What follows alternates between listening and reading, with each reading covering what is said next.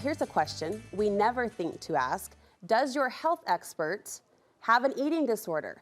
My next guest says the nutrition experts we pay and the nutrition accounts we often follow sometimes struggle with food themselves. Studio 5 health contributor Miki Eberhardt joins me in studio with the 4 things to look for when seeking sound health advice. Hey, Miki. Hi. This is a fascinating topic to me. I'm glad you're taking it on. Tell me what led you to this concept. So there was an article in a publication called Bustle that actually featured one of my dear friends and colleagues I went to school with, Emily Fonsbeck.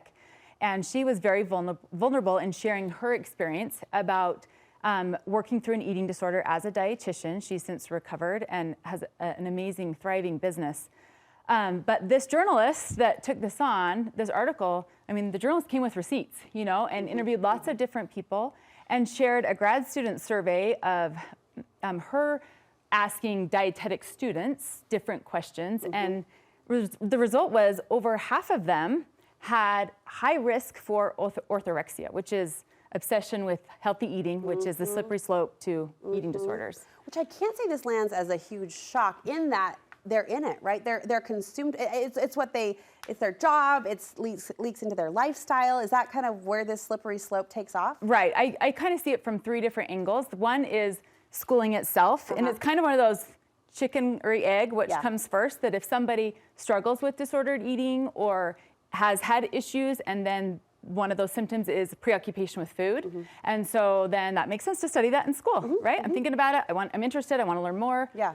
Also, people can enter the profession schooling with no issues, but learning about all the things, maybe having a high anxiety towards, okay, I don't want that disease, and I don't want to have that. It can cause that as well. And so you get this group of people that may have a higher incidence for it in the first place. And then the second part is then you become a professional. And then you're like, well, to have street cred, I got to look a certain way. I got to walk the walk. And I think this leaks over into fitness professionals as well, that, you know, in order for people to believe what I am going to offer, I got to look a certain way. And sometimes that, at all costs, can cause more of the issue. Tips too far. You say there is a bright side to this. To me, there's a bright side. And the bright side for me is the vulnerability that is coming with people being more open and honest.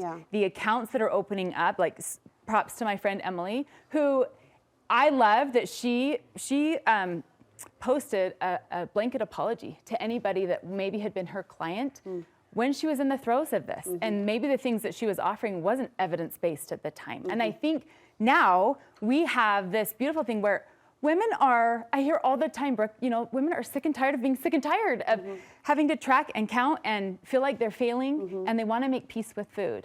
And I think they are now able to see, hopefully, I'm going to give some tips there, some of that discernment between what to look for. Because the reality is, with social media the way that it is, people can make a living off of sharing their disordered habits with other people. Okay, now you just touched on a huge passion point for me, in that everyone can be an expert if they claim to be, and there are well-meaning individuals out there giving health advice, giving nutritionist advice. And I had a friend tell me once that she religiously followed a certain account, and one day she realized that the piece of advice that she was being given through the Instagram, through the screen, she said, in my head, I had just heard the term disordered eating, which feels a little bit more approachable than eating disorder. Correct. And she said, the combination of hearing that phrase, disordered eating, and hearing this piece of advice that was coming through the screen, and it involved how to say no to dessert, she said, I found myself suddenly realize, like, this individual suffers from disordered eating. And I'm hanging on every word she says in pursuit of a better lifestyle. So we have to look at not just the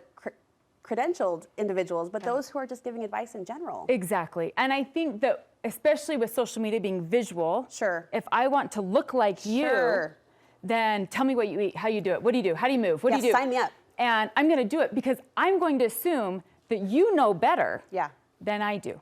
You know better what I need to do for my body than I do. Proof's in the picture. And that's where we're really just stirring this disordered eating pot. Let's get into the 4 red flags. You say meticulously counting macros is a red flag. It is a red flag because, Brooke, what we know, and nowadays everyone, you know, we know we don't go on diets. That's kind of old. But we say this is a lifestyle and this is something that I can keep doing. And macros is a slippery slope to disordered eating and eating disorders. We know that 25% of people that enter this world end up with an eating disorder. This world being macro counting? Yes, like hyper focused on tracking what I'm eating, how much, did I hit that mark? So MyFitnessPal, like consistent tracking of what is going in my mouth. Now, for women who have had success doing this, what's the balance? Do you have a balance for us? So whether youth is a tool or is an obsession, can I eat without it? Can I go to lunch with my friends and enjoy brunch and just sit there and chit chat? Or am I going, how much is in this? What is that? How many? Red flag right there. Okay. Yeah. All right. You say, and that lifestyle can also, it demonizes carbs. Yes, demonizing carbs. There's a lot of blanket statements that come with Totally. macro-driven eating. Yes, and even just in general, like, you know, I hear all the time in fitness things like, women never get enough protein. Well, that's a real blanket statement because we really don't know that. You know, I work with a lot of people that get plenty of protein. So it's just blanketing like all women, all women, And you speak often about, you know, that intuitive eating, listening to your body's cues. If I'm staring at a number that I have to hit, that kind of takes away from that natural. We're putting the emphasis on this rather than what my body's telling me to do. All right, when we're looking for a health professional to follow, let's talk about some green flags. What we should be looking for. I love green flags. Green flags. We don't talk about green flags enough. A non-diet dietitian. Yeah, someone that's in the health nutrition professional world that isn't focused on weight, shrinking a body size, counting, you know, cutting out food groups, someone that is going to help embrace and offer habits that are going to promote health, whether or not that leads to a certain size. And with that, flexibility. Yes, we need flexibility. We need flexibility for budgets. We need flexibility for food offerings, for different cultures and ethnic backgrounds. Sometimes we get stuck in this, like, it has to be this boutique nutrition, this particular thing in order to get a certain result, and that's not true. You want someone who promotes variety. Yes, a dietitian or a nutritionist should provide a wide variety of foods from all different food groups. And lots of options. Finally, you're going to throw a line of caution in here about the before and after photos. Yes, and this is the reason why, especially if the before and after is used to sell a product or a program, because we don't know what happened for that person to go from this to this. Are we celebrating an eating disorder or disordered eating? Are we celebrating habits that they won't be able to continue? You know, we don't see a 6 month, a 1 year after, a 2 year after. And so what may cause that person to become a smaller body could also be the thing that takes them down a spiral of very unhealthy habits moving forward. I love that you've encouraged us to be more discerning, to be more educated in the advice that we seek, because it is important. I think it's important for people to know they may know what's best for themselves by what they feel. To your friend's point, like, that kind of seems disordered. It's offbeat. It's okay for us to trust our own intuition there. I love that. Miki, thank you. Thank you so much.